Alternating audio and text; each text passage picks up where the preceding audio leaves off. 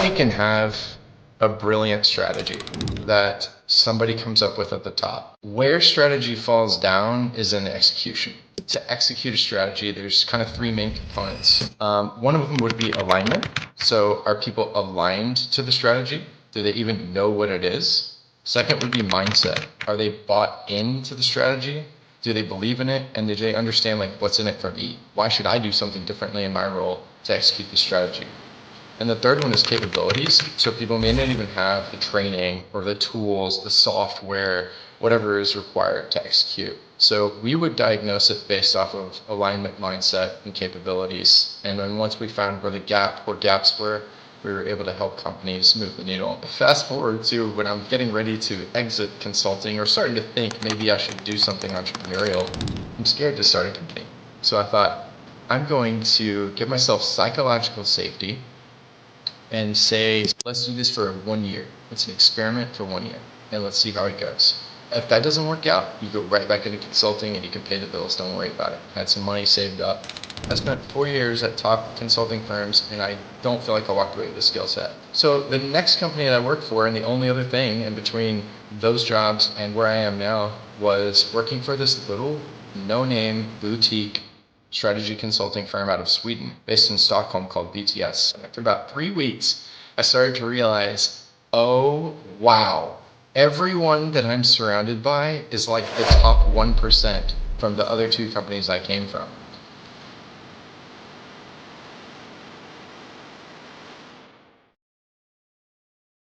Hey guys, thank you so much for joining us today. We're here with Steven Haynes. This is the $100 million podcast, and we're here to listen to some $100 million golden business nuggets and hear some inspiring stories from Steven. So, Steven, thanks for coming on, man. My pleasure, John. Thanks for having me. Yeah. Well, let's get right into it. I like starting off right out of high school. What were you doing in high school? First job, kind of a thing, and what was your thought process on life back then? In high school, I chose my friend group based off of whoever had the best senses of humor. And so that meant I had friends from all different groups, and I kind of grew up that way, and it's really been a trend for the rest of my life, is being able to mix and intermingle and really appreciate, being friends with people from all kinds of different circles and diverse backgrounds. I think that's one thing that's kind of allowed me to do well in my prior career. Went to high school up in Fort Worth, really basic, average high school, nothing crazy, but had a great experience. Went to Texas A&M for college, studied business there. And, at A&M, for anyone out there that's listening that's been to A&M, this will resonate hard for you all. But it is one of those schools where there's a term called the other education. And at A&M, it's not necessarily about everything that happens in the classroom. It's about what you do outside the classroom.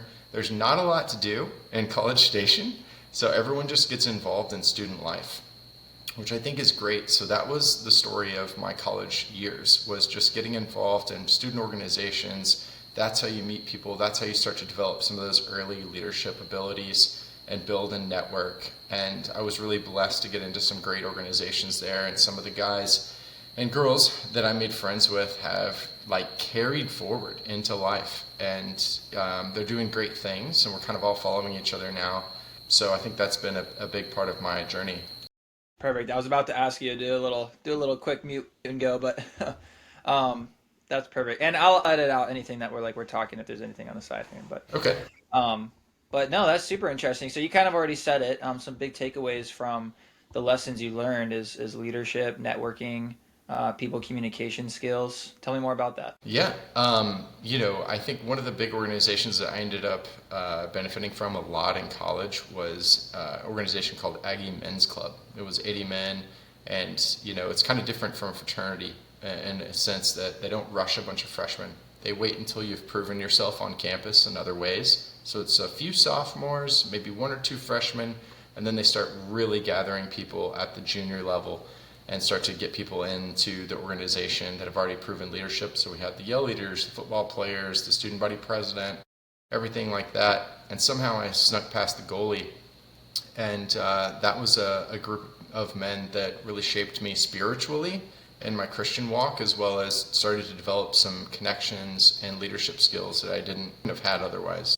I love that. I love that. And I love some Jesus right there. I love some Jesus a lot. I think that's great that you're able to get discipleship from the business standpoint and in the spiritual way. Tell me more about that. Yeah, I mean, I grew up as a Christian, culturally, anyways, in the church, and always kind of never argued with the doctrines or the belief statements. But at one point during college, just realized I'm an adult now, and I need to sort of own this and figure out what is real for me, because there's sacrifices involved in being a believer, and it shapes you. And so I really took it upon myself to start reading some literature. I read the Ragamuffin Gospel. I read some C.S. Lewis, and then got involved and started getting mentored by some guys in my group. And one of those guys was Jason Ballard, who is now the CEO of Icon, quite a successful company that builds 3D homes in Austin. Wow, that's super interesting. I mean, that's fine. I kind of have a similar testimony myself as, growing up Christian, of course, culturally, and then kind of drifting away from that through high school. But then seeing the people I'm surrounding myself with say, I don't really want to be with these people.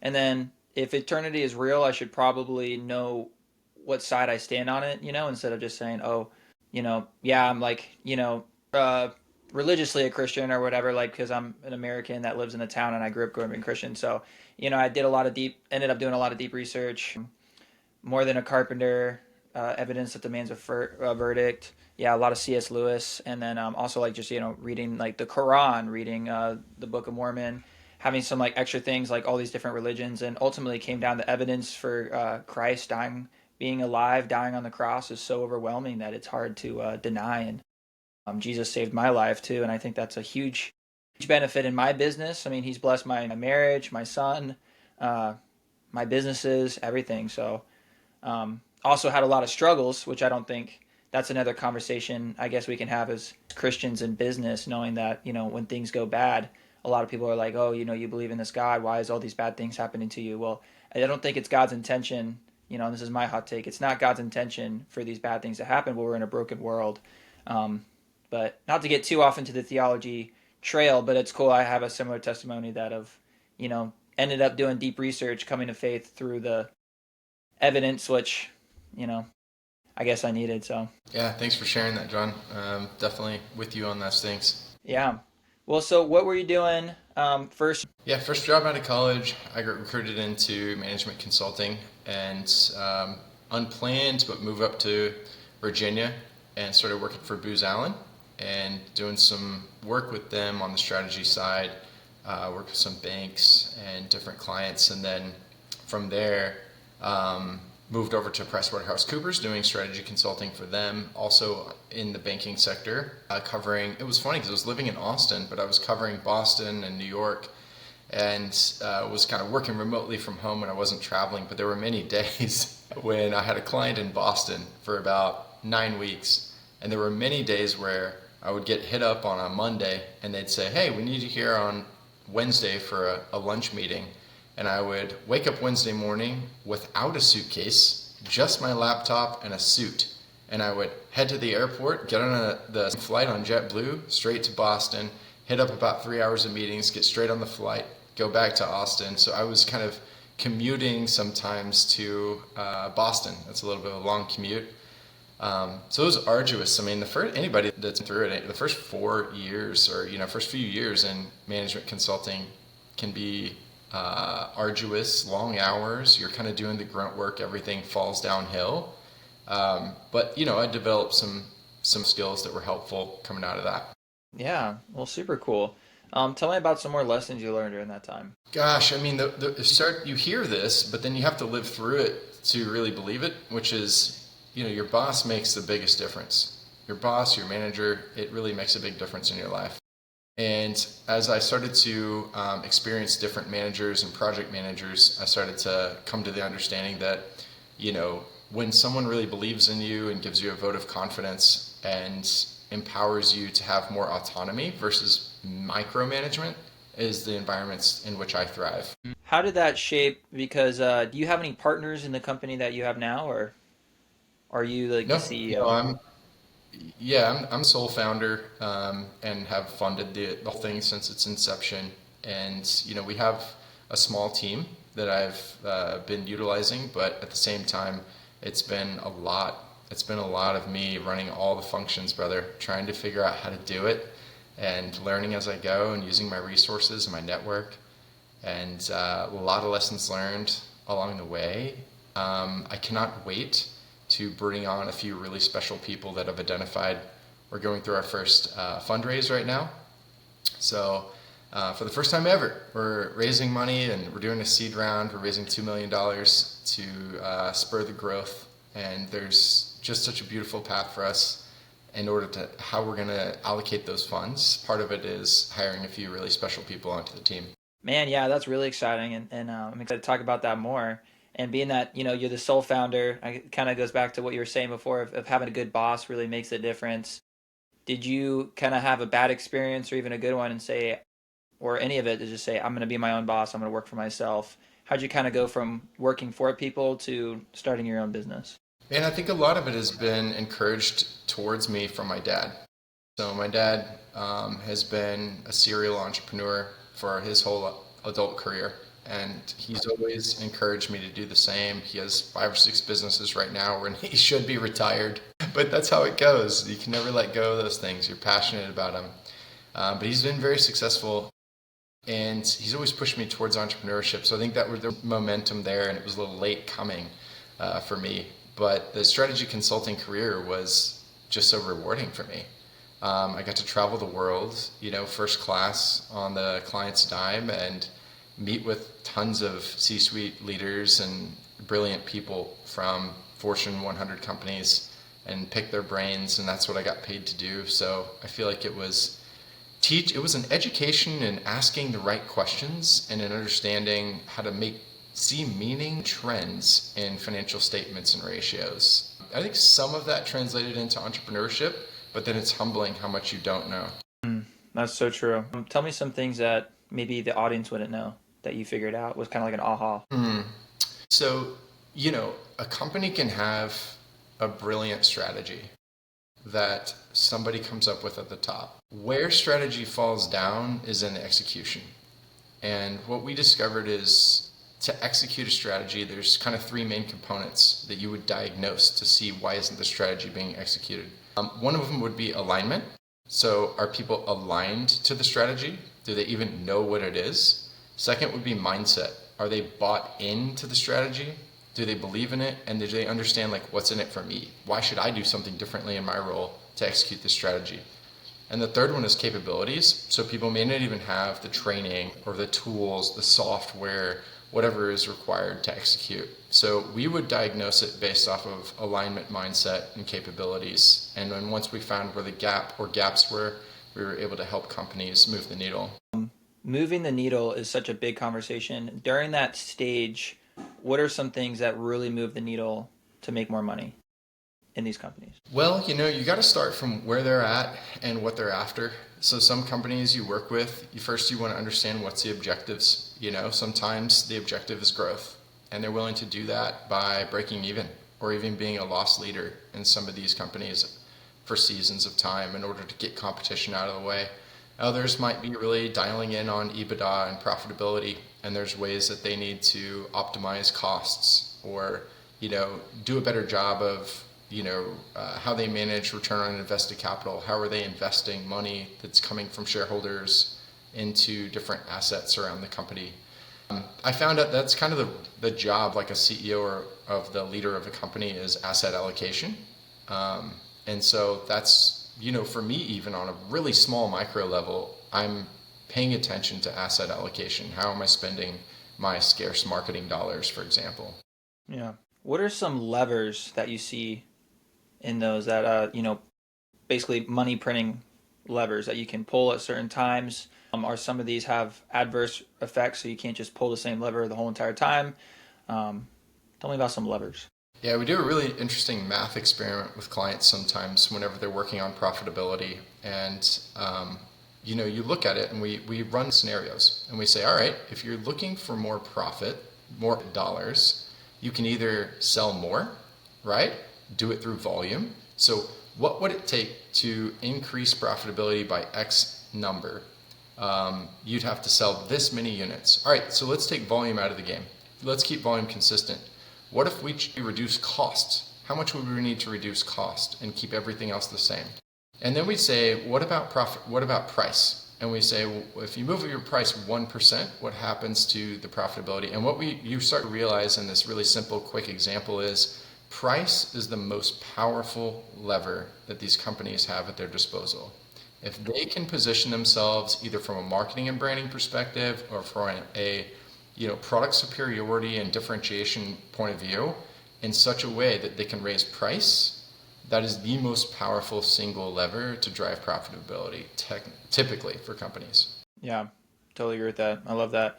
And one of the things that I've always heard and is that we use a lot is the, well, now I'm drawing a blank. I'm going to have to delete this. Hold on, give me a second. I got distracted and I saw something.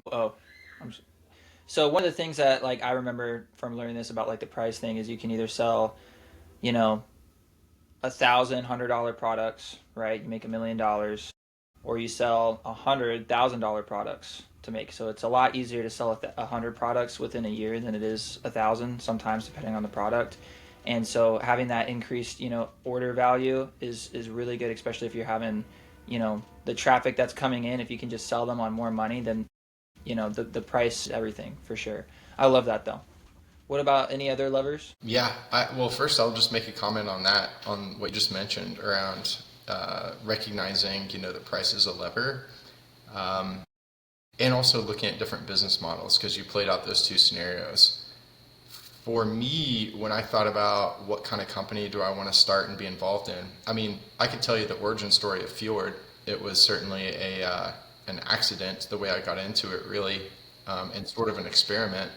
We can get into that, but essentially as I was vetting that idea, I thought, I want to be in a business where I'm selling a fewer number of quality items that are highly desired by a small part of the market at a higher profit margin percentage. I just only I need to be able to sell 10 or 20 units a month and pay, and make this a lifestyle business with that kind of volume.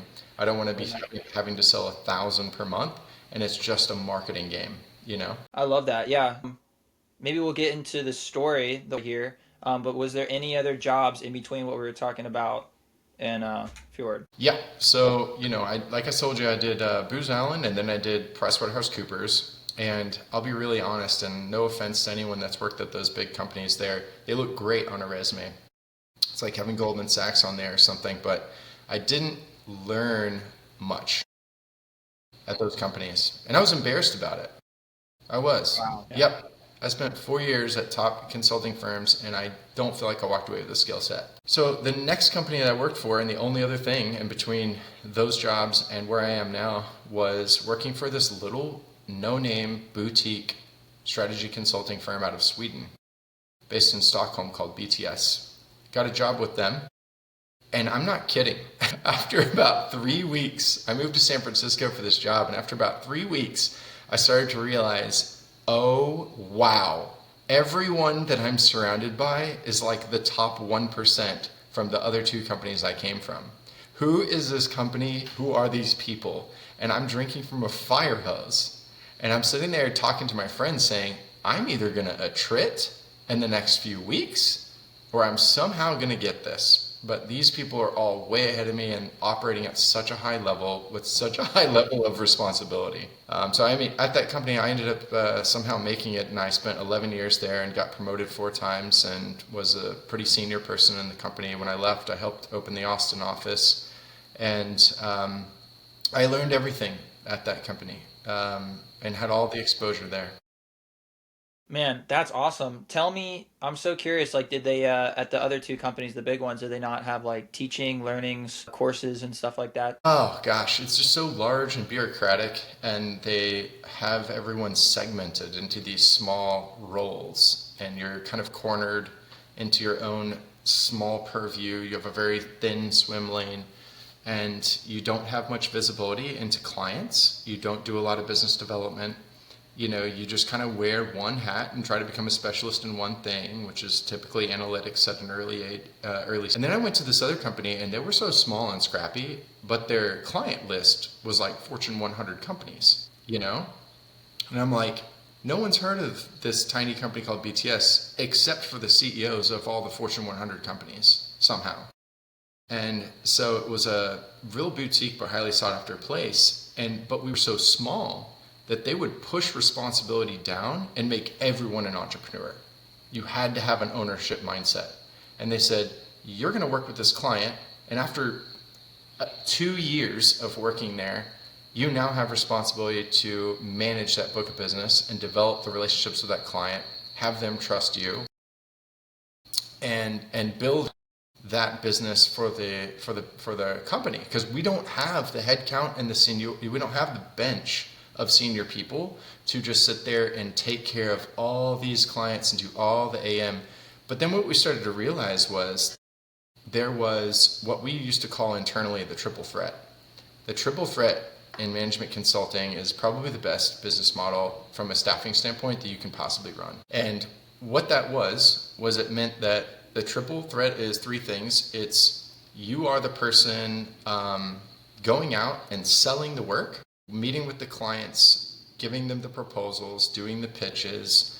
You're super aware of what we can do as a business, and you're able to convey that and communicate it and gain trust and build relationships. Then the second thing is after you sell that project, then you actually build it. You're still the person that leads the team with the developers and everyone else in order to build the solution for the client. And you're the person that goes and delivers it to the client and walks them through it and does the presentations and stands on stage in front of hundreds of people explaining what's going on and walking through strategy. So the one person does all these roles, and it's like a small business that you run. It's a triple threat, and the clients have so much respect for it. Have you applied that in a Fjord? It actually applies very directly because I'm the founder of this company, which means I clean the bathrooms, I restock the inventory, I build a lot of at the start I was building all the cold plunges myself, and I'm also the one out there selling it. So I'm doing the R&D, I'm doing the management of everything, the supply chain, the customer satisfaction, taking the calls, and I found that's a massive competitive advantage. Massive. At first I was insecure about it because I thought I don't want people to know how small I am and how scrappy and how much else I do. I want them to view me as someone important, and Then I realized I started working with commercial clients, and they were baffled that they were in one-on-one time and had the cell phone number of the founder and could call me anytime, and I would pick up and answer their questions. And it was a competitive advantage. They're like, we don't get that with Plunge. We don't get that with Ice Barrel. We don't get that with Polar Monkeys. But with you, we can trust you, and you know the product so well, and you built the product. So again, it's applying this idea of the full value chain, the triple threat, in my business now. And I'm not sure that's 100% scalable, right? Like it can only go so far, but it has worked really well so far for us. Yeah. And are you still the only person in the business, or I think you hired on some people now? Who you talked about? Right, yeah. So we have a little bit of a team now. It's small and scrappy still, and a lot of people are contractors. Once we finish this funding round, which should happen sometime in mid to late November, there's a couple of individuals, like I said, that are very special that I want to bring on in a much higher capacity. We've already kind of tried them out as contractors, but they're really powerful, they're rare, they're hard to find, and I think they're going to be really a great small scrappy team to where our revenue and profit per head will be very high. I love that. When you said profit per head, I love that term. Tell me more about that. Yeah, it was actually really good feedback for me. I just put this investor deck together a couple of weeks ago and flew out to Napa, had a meeting with first person that I thought might be a good investor. He's a wood anchor investor, big time guy, software founder. He's raised over $900 million by himself. Great storyteller, great human being. And was telling him about my company. He loved it. Loves me as a person, believes in me. At this stage, you got to believe in the founder when you invest in a company. But one of the things that I noticed is when I was showing him my investor deck, I had a team slide on there. And On the team slide, I put 8 people on there. I'm the only full-time employee, but I put 8 people on there that were anybody that had touched the business in the last 6 months. Contractors, people that I still might go to for things, people that I use on occasion. Some people are on retainers, right? Different levels of employment. So I had 8 people on this slide. And then I showed him my financial slide, and he looked at it and he was impressed. But he said, do you really work with all these 8 people? Are they all full-time? They work for you? And I said, no, I was pretty generous on that. I just wanted to show these people off because some of them have really great pedigrees. And I also wanted to make sure that, you understand I've got a real company set up. And he said, no. As an investor, I want to see you're creating that revenue and that profit with 2 or 3 people, not 8. Because then I think if I'm going to invest in you and this is what you're doing with 3 people, what can you do with 6 or 9? Wow. Did he come up with that term, price per head? No, that's a known term, but yeah, I mean, he's used to talking in those terms, right? Because he's a founder and he's done a ton of fundraising. So the investors think things a little differently, right? Yeah, that's true. That's so interesting, and I love that because that is a lot of company. I've never heard it like termed like that. But maybe I don't know when we talk e-com, we talk about it in different terms, but. People hire on too many people too quick. They hire on all their family, put everybody on salaries.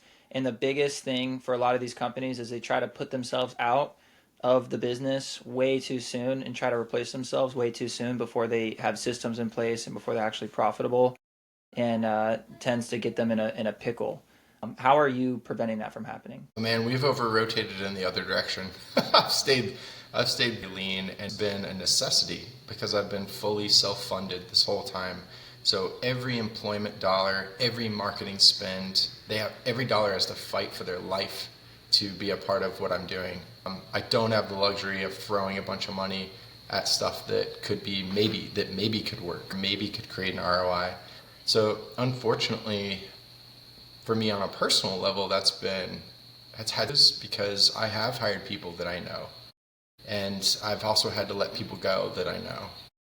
And those conversations are not fun. Yeah. And at the same time, you've got to be a steward of what you're doing in your company, and you've got to kind of be able to separate that and try to be as respectful and kind and compassionate at the same time. I like that. Well, let's go into the discovery of cold plunge business, Fjord. Go ahead and tell me about that. Yeah, it was actually kind of related to my prior career in consulting. So when I was working at BTS, I somehow got, against my will, got stuck on all these oil and gas projects early on. And I sort of, against my will again, became an expert in oil and gas business models and companies. And I started to understand it really well, and then became one of the top people in the company in oil and gas. And so I just continued to work with all these oil and gas companies for a little while, and Chevron and ConocoPhillips were 2 of the big ones, and Hughes and Anadarko. And so, but Chevron kept taking me over. With these companies, you go to some of the weirdest places in the world because you're going to where they have corporate ops headquarters, and a lot of the corporate ops are surrounded around exploration and production sites, which are in weird places. It turns out God put the hydrocarbons under the surface of some weird places in the world. So I was going over I went to Kazakhstan, the western, middle of nowhere part of Kazakhstan multiple times, Australia, Vietnam, all over the place. And one of the places that I posted up and spent a lot of time was the west coast of Norway. And Stavanger is the oil town there. Well, that's one of the launching points into the fjords. And at the time, on my personal life, I was training for triathlon, and I needed to be swimming, and they didn't have any pools there. So I started swimming and training in the fjords, just in the waterways that come in from the ocean into those big crags, which was absolutely stunning and beautiful, but also very cold. So I was there different times of the year. Sometimes it was 45 degrees in the water. Sometimes the water was 55 degrees, but I'm not wearing a wetsuit. And I'm needing to get in a half mile swim. And so I just became, I got this to cold water. And then I also at the same time realized I was sleeping better, that I never got sore from my workouts. I felt better. My energy was higher. And it felt great. And then I realized for some reason I'm a weird person that really loves cold water.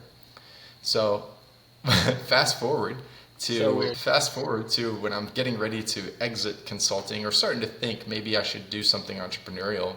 Unrelated to that, I built a cold plunge in my house, just DIY'd it, bought a commercial fishing cooler, bought some stuff offline, off Amazon, and I looked at YouTube videos and I put one together. It's not rocket science. And it worked. And my friends would come over and try it out, and they're like, "Can you make me one?" And so I'd make them one, and I made another friend one, and another friend one, and then their friends started calling me. So now I'm getting calls from strangers and getting orders for my business. And one thing led to another, and I realized I started to make a little money doing this and having fun with it. And then I thought, I'm going to try this out, but I'm scared to start a company. So I thought, I'm going to give myself psychological safety and say, Steven, let's do this for 1 year. It's an experiment for 1 year, and let's see how it goes. If that doesn't work out, you go right back into consulting and you can pay the bills. Don't worry about it. I had some money saved up. So I tried it for a year. I made a bunch of mistakes, John. I could have saved myself a lot of money and a lot of time. One of the mistakes I made was after the first prototype that I was selling, these DIY, they were very DIY. I developed a brand, and I thought, well, let's make this branded. Let's make it look a little more professional. What's the fastest, lowest friction way to do that? John, what do you think it might be? I don't know. Tell me. What everyone else does. They go to Alibaba and they white label a bunch of machines and tubs, and they put some paint on it and their logo, and they ship them over and they resell them.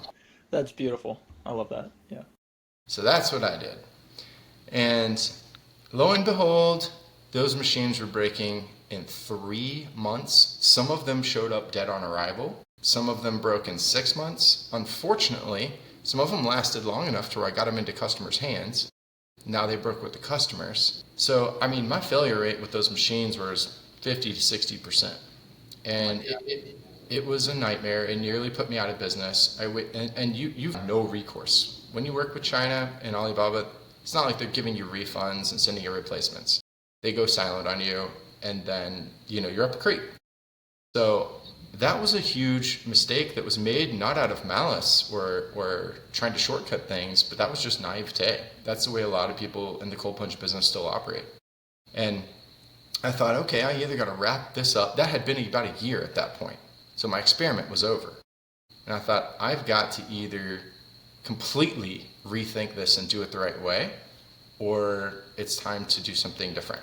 So what I decided to do was stay in because I just loved it too much. I had too much passion, and even the people that had my products were still rooting for me. It was crazy. And so I decided to go ahead and double my cost of goods sold and just start going out and looking at US manufacturers. Who can make a good chiller? Who can make a good heat exchanger? Who can make a good fan and motor? Who can make a titanium coil? Where can I get these things that are like really high quality? And you just start to piece together and put together, a high quality American made pump mixed with a high quality American made, titanium coil and a heat exchanger and so on and so forth. And you build this thing and you get it all put together. And, from there, I came up with a prototype and a product that worked really, really well and broke.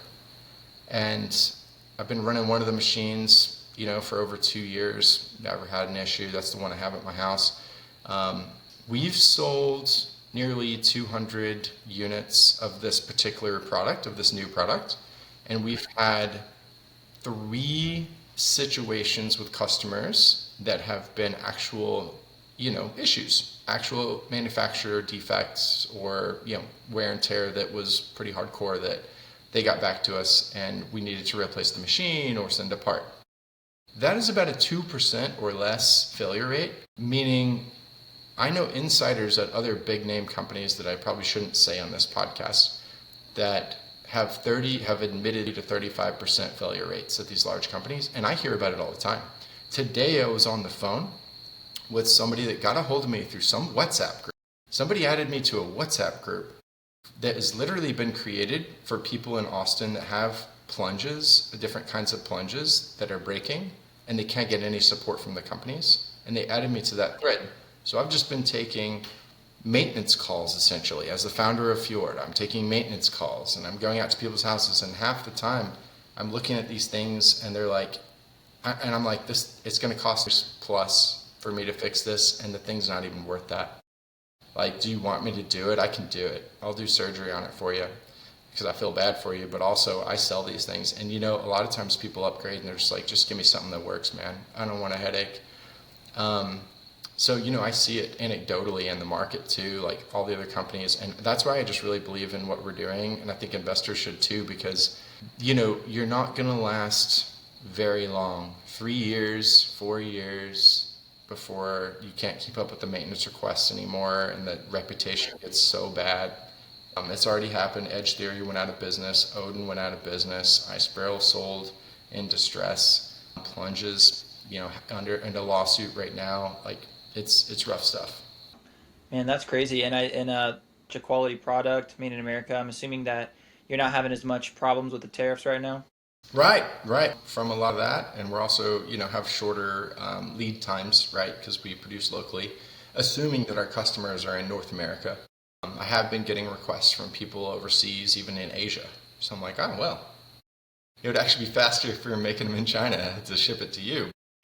Yeah, it's really had some advantages. Although our cost of goods sold starts off a lot higher, right? I love that.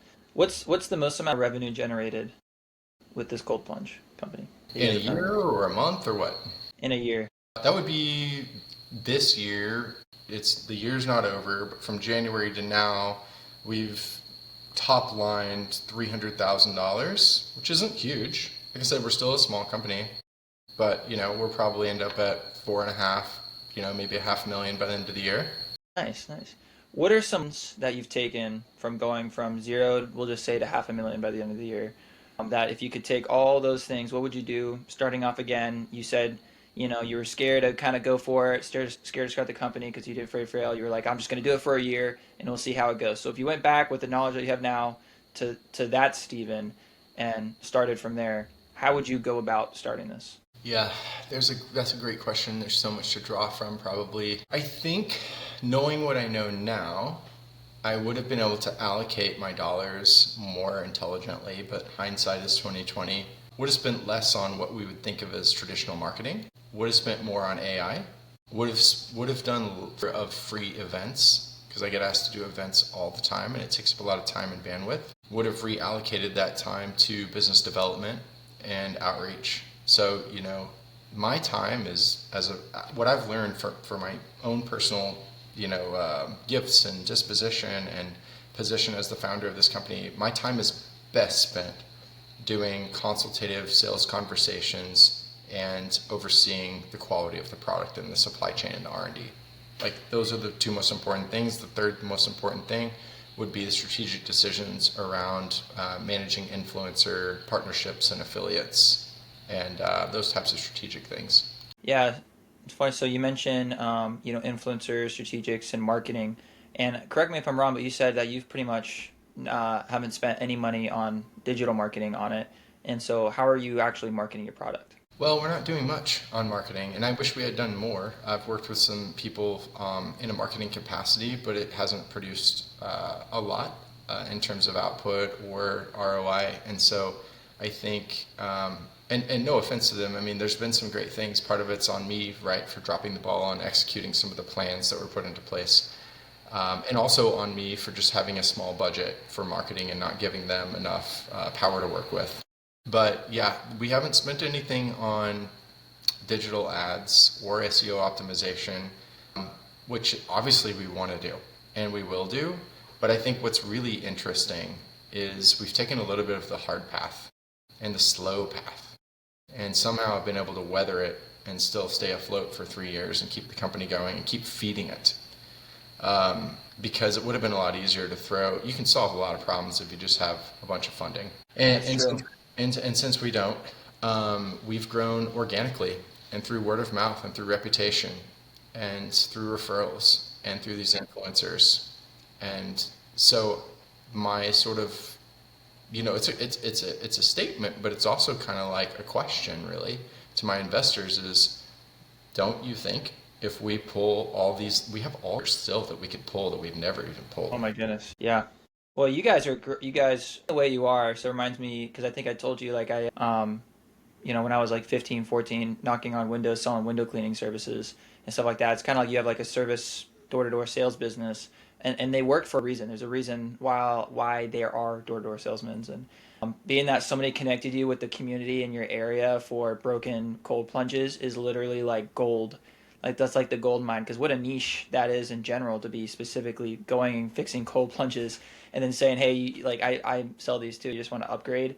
Oh my gosh. So being that that's your marketing spend, because of course like at some point it comes up to can you afford, your time is so valuable, so how much does it cost for you to be the guy going to do all those things?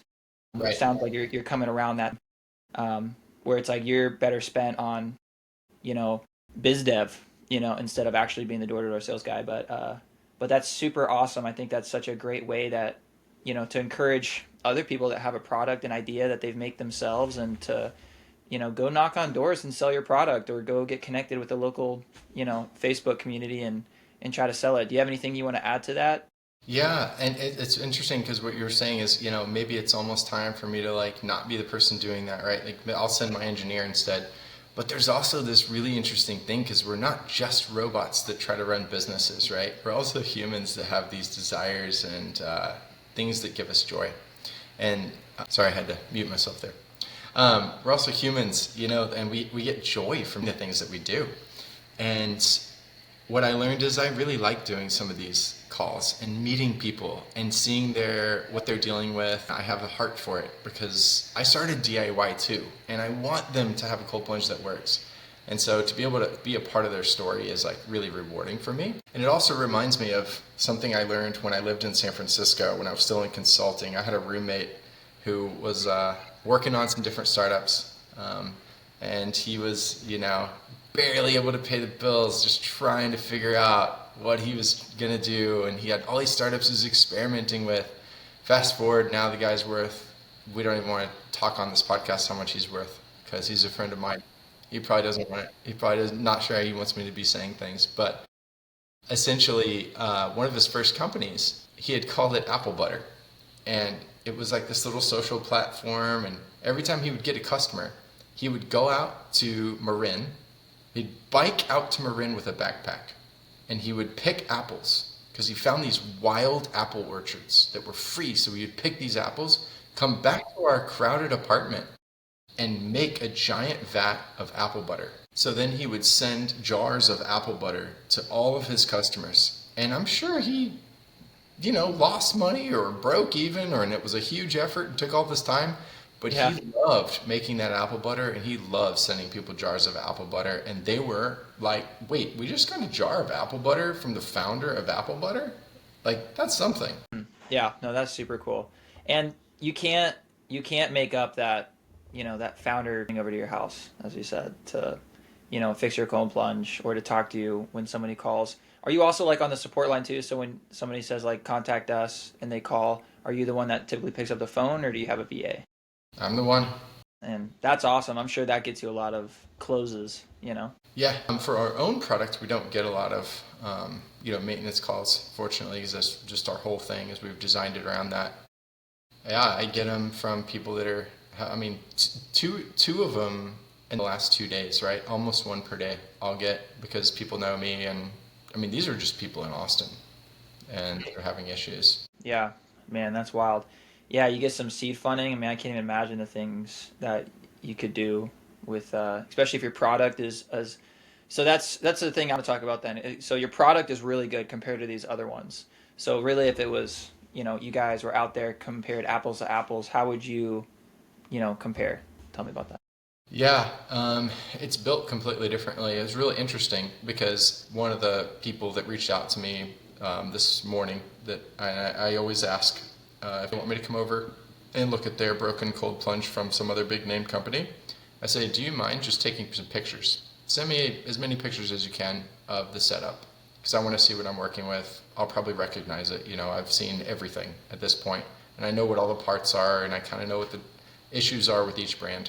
So they'll send me a bunch of pictures, And this particular guy went overboard, and he took the cover off this thing, and he sent me the internal mechanics of this. I got to see the whole inside of it. And when I saw it, I thought to myself, I know that machine. I recognize that machine. That's pretty much the same machine that I white labeled that broke at 60% failure rate. I can see all the parts. I know all of them. I know exactly what's going on here. So I looked at it, and I told him, I said, I can come over and fix it, but I'm going to feel bad if I do, because in 3 months something else is going to go wrong. You know, I can do it. I will do it, and I understand, and whatever makes sense for you. So anyways, you ask a good question though. What makes Fjord different, and why are we, why do we have a value proposition that says we're the most reliable cold plunge in the market? It's because we've been really, really careful about watching what goes wrong with other cold plunges. Let me give you a small example. If you buy a Chinese cold plunge, even from the big brands, you're not trying to buy one. If as a customer, you're not going to Alibaba and buying one. You're not buying a random one off of Amazon. You're buying one from Plunge. You're buying one from Polar Monkeys. But they're doing what I'm describing and making a lot of their stuff in China. And I don't want to get sued here. It's not like I'm there and I know all the R&D process. And I know a lot of the things are final assembled in America, but a lot of the parts are coming from China. And you can tell when you open it up and look at it, because the craftsmanship is different. Instead of using a metal hose clamp to hold a hose onto a fitting, they'll use a zip tie, a zip of a metal hose clamp. Instead of using certain high quality materials for the hoses, they'll use really cheap materials that weather, and over time they start to split. And over time, I mean like a year. And then, you'll use a pump that is a 250 or 350 gallon per hour pump when you need a 1200 gallon per hour pump to keep proper water flow, because customers don't clean their filters when they should. These are the things that we know. We know that customers don't clean their filters when they should, and their cold plunge shouldn't break as a result. It should have forgiveness, and we should build this thing so damn robust that it does not, it's much more robust when it comes to the typical failure points of the cold plunge. So we've kind of over-engineered it. We have 2 pumps, not one. So if one goes out, there's a backup pump. So water flow never stops. Because if water flow stops, then the chiller stays on and the internal components within minutes will freeze. And it'll become hard inside there and it'll bust the pipe. Now you're looking at a $2,000, $3,000 repair, pretty much a full replacement of the chiller. So you want to avoid that at all costs. The main reasons fail or go out or stop working is some little piece of debris gets in there, right? They operate off of electricity and magnets. So unless the power goes out, then those magnets should always be moving in sync with one another to move the water. But what stops the magnets is a piece of physical debris. A lot of cold plunges don't have a skimmer or a pre-filter to stop anything getting sucked from the tub through that pump. That's the first thing that the water goes through, is that pump. But on our system, it's not that expensive to do. I don't know why everyone doesn't do it, but we have a little pre-filter there that catches any big debris and protects the pump. So that's number one. We have a secondary pump inside if anything goes wrong with the external pump. We have dual filtration. We insulate the hoses. We use American-made high-quality parts. It's just paying attention, paying attention to what goes wrong and trying to make it bulletproof. Man, that's beautiful, because as we were saying, you can't market yourself away around a bad product. And it sounds like you have the best product out there. I mean, everything you just said, that's like exactly what, high-performing companies would put on a static or in a video and stuff like that, just that apple-to-apple comparison. What are you planning on doing with the $2 million you're planning on raising? Yeah, there's a couple of strategic people that we want to bring on to the team to handle some operations, some AI, some PR, marketing, finally doing some paid acquisition.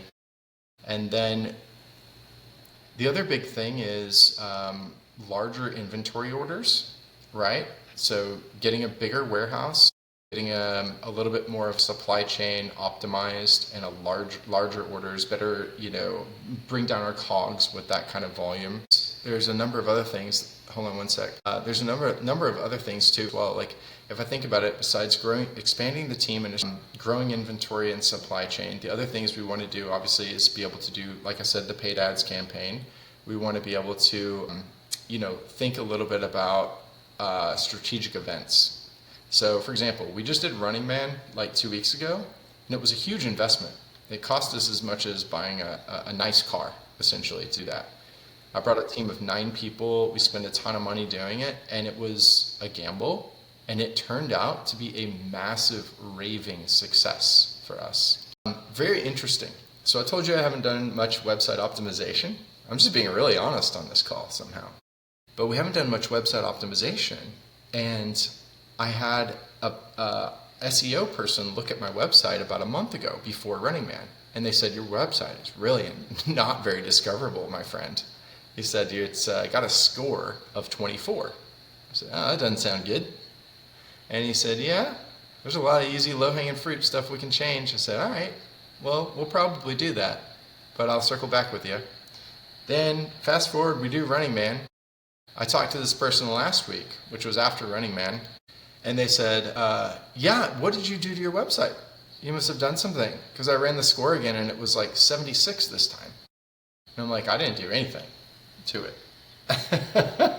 It's the Running Man bump. People are finding us simply because we're engaging in some of these really strategic, high visibility events. And I can do more of that if I have funding.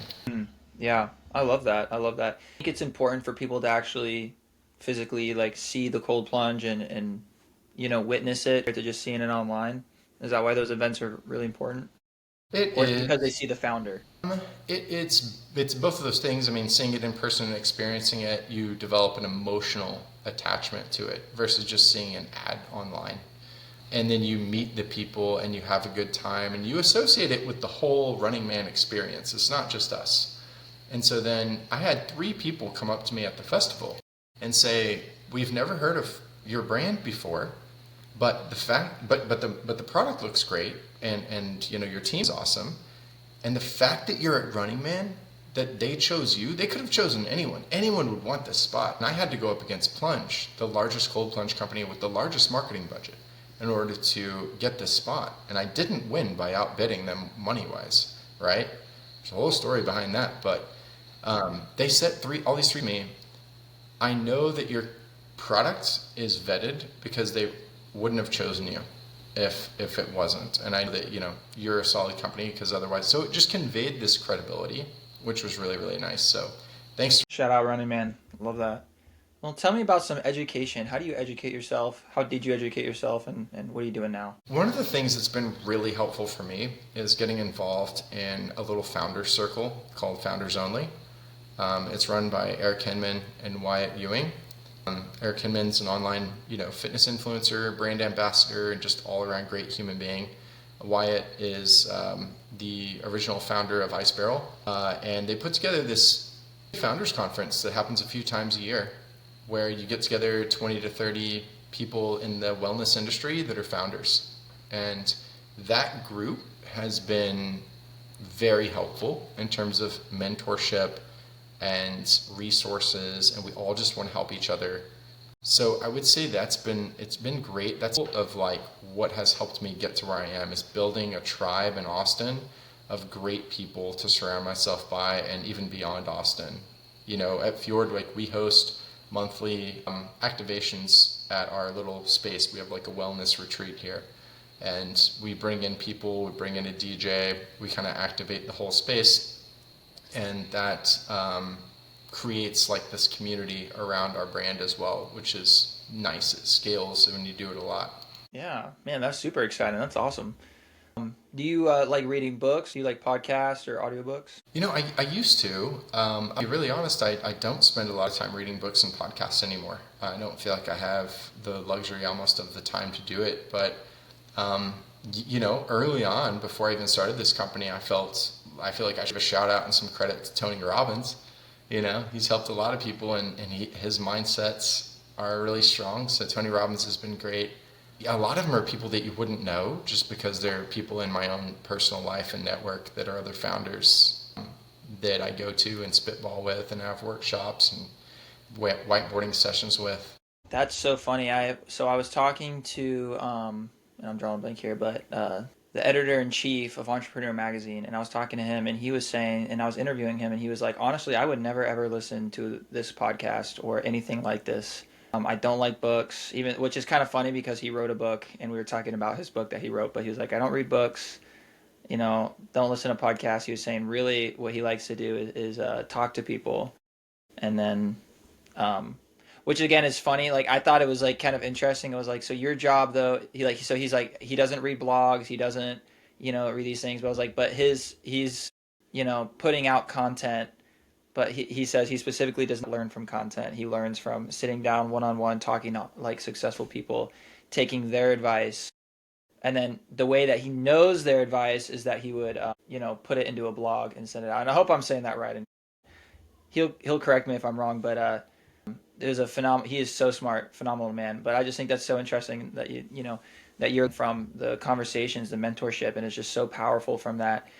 But even for those people that don't have those connections, a lot of really simple stuff can be learned from books, I think, early on.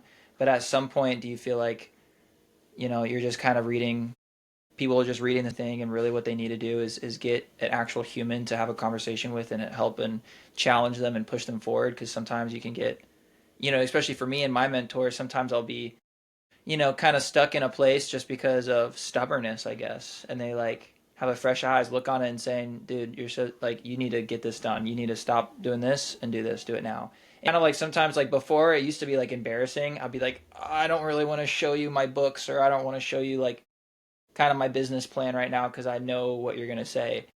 But like, man, that is better than any book sometimes, is like, showing it, kind of knowing that they're going to rip into you, and then taking that and like running with it. And man, the that's the lever I pull all the time. But what do you think about that? I see what you're saying, and I agree with you. At the same time, I do want to give some grace and some love to all those great authors, thinkers, content creators, podcast hosts. I mean, there's so much good out there. It's not that it's not good. I don't do it. It's just a Right. time constraint.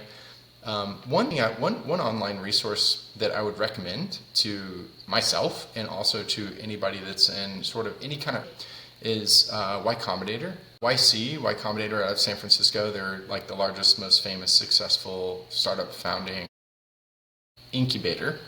And they have just done a great job of codifying and putting online a whole bunch of tutorials.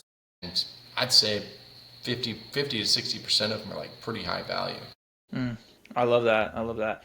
And I of course Alex Ramonzi, love Alex Ramonzi. I mean, he's a goat. But love the content space. Anybody that does content, appreciate you guys. Bless. But I want to talk about a little bit about quotes. I think motivation is super important, and I'm curious on, do you have any quotes that kind of motivate you? Something that you've been thinking about this week that you like a lot? I can't believe this just came to mind. This literally is something that my friend David said to me, David Holland, back in college. He was one of the most successful guys. He was a year older than me. He was in Aggie Men's Club, that group I talked about earlier. And one time, he asked me to do him a favor. And it was like running some documents from the school over to like the president's office of the university or something. And he gave them to me, he handed it to me physically, and he said, hey, go drop these off and do this and give it to this certain person. And I said, all right, I'll try to get that today. And he said, don't try, just do. I love that. I love that. I applied that. It's so simple. Don't try, just do.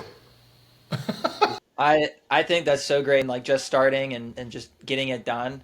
Tell me about some applications. How have you applied that into your business? Of that, I think it's, you've got to take a lot of swings at bat and experiment, and you can't be fully right that everything is going to be something that's going to work. And so I think, without having a perfect omniscience around what's going to work and create ROI, like I think I've certainly money in places that I viewed as an experiment and I wasn't sure. And then, some of it doesn't work out and some of it really works out better than you thought. Sometimes I'll take a meeting that I think is a waste of my time, but I'm doing somebody a favor. And I'll take the phone call or take the meeting. And then I come out of it and I go, oh my gosh, I had no idea. That just created such an opportunity for both of us. 100%. Do you think that like analysis paralysis is a big thing with making new bets or starting new trials? I do. And I think it's also easy to procrastinate and do things that are easy or that you enjoy doing versus doing the things that are like on the critical path that are the most important. I mean, it's probably a human thing, but as a founder, it's just amplified. The volume's turned up. 100%. What are some quotes or sayings or advice that you hear people say a lot that you think is actually wrong? And what would you advise them otherwise? That's such a good question, brother. Let me think. People say, I don't know. It's funny because the consultant in me, you would have used to said that, people say, oh, just go with your gut. And the consultant would say, no, go with the data. Let's make a decision based off the actual data. And if you need to use AI, go ahead and use it. If you need to build a model, use it. But now, like as a founder, some of the things that have been the most rewarding have been going with the gut. And I think it's, Wow. and I think it's one of those things where it becomes as a founder, things are so much more personal. All my business interactions are so much more personal because I'm doing something with someone because my gut has told me that I can trust this person and that they are on fire, they are passionate, and that we're aligned with our values. That's how I got Running Man. I started talking to the people that were running the whole festival and everybody, and we just realized we liked each other and we had shared values and we were kind of trying to swim in the same direction. It makes a big difference. So that's so because you spent years being an advisor and you would tell people, no, don't listen to your gut, listen to the data. It's all about data, it's all about numbers. And at what point did you have that mind shift of obviously you do have to follow the data, but how do you balance that? When was that? I'm sure in small ways I was applying this in my personal life before Fjord, but I think in a more noticeable way, since I started this company, I've been forced into a position where I've been in situations without a lot of data. I mean, in my prior career, I was working with companies that were well established with lots and lots of data capture and lots of data to dig into, and we had all the tools to look at it. But doing something for the first time is kind of a different animal, and it does require a bit more relationships and instinct from my experience. Not to say you shouldn't be looking at data. If you have it, great, and you should do a good job of trying to capture data. But if you don't have it, yeah, there's something to it. I love that. I love that. Is there any encouragement that you'd like to give? Yes, and assuming we're speaking to someone who, I'm just going to talk right now to another founder, like people that are in the beginning stages or you're thinking about starting something or you're already into your journey, I would say I've talked to multiple founders that are ahead of me, and we've all just smiled and agreed that it is a game of who can last the longest. If you have a good product, if you have a lot of heart, if you have the willpower, just don't give up. You're going to outlast your competition and just keep going. And some of that is really practical, meaning you've got to have the money to do it. So if you're going to start a company, either be prepared to raise money or have a bunch of money saved up if it's a business model that requires a lot of cash, right? And then just give yourself some runway and see if you can weather the storm and just keep going, because it takes a long time because you're having to learn along the way. You're going to make a lot of mistakes. You're going to waste money. And then for me personally, I had to develop my product. It took me over a year to iterate and make mistakes, figure out what I need to do, and then finally build something that was actually worth selling. I love that. Is there anything else that you want to say? John, thanks for having me on the podcast. This has been lovely. Give us some plugs. Can we get a cold plunge? How can we hear more about you? We want to personally get connected with you. You on LinkedIn? Yeah, our website is just fjordcoldplunge.com. So it's FJORD, like a Norwegian fjord. Obviously, throwback to my days in Norway. So fjordcoldplunge.com. Our Instagram, same thing, at fjordcoldplunge. If you go to my page, you can find my personal from there and DM me or DM the Fjord account, and we can be in touch. So Instagram's kind of the only social that we really use much right now, so that's why I put that out there. Perfect, perfect. Well, Steven, thank you so much for coming on, dude. This is the $100 million podcast. We really appreciate you guys. All the links are going to be in the description. If you found value in this content, please subscribe, share this with friends that you think would also get value from this, and hope you guys have a good one. Peace. Peace.